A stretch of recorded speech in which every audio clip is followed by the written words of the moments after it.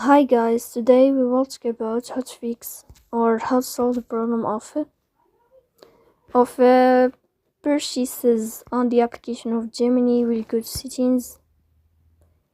In this page we go to apps, default apps, app settings. On above we will search about Gemini app and we click here.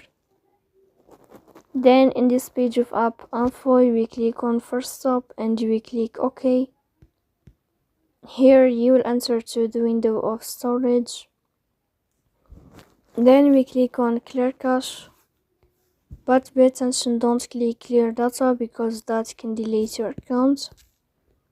Here you can turn off your Wi-Fi and you can turn on your Wi-Fi again to fix that problem. So please don't forget to support us by like and subscribe.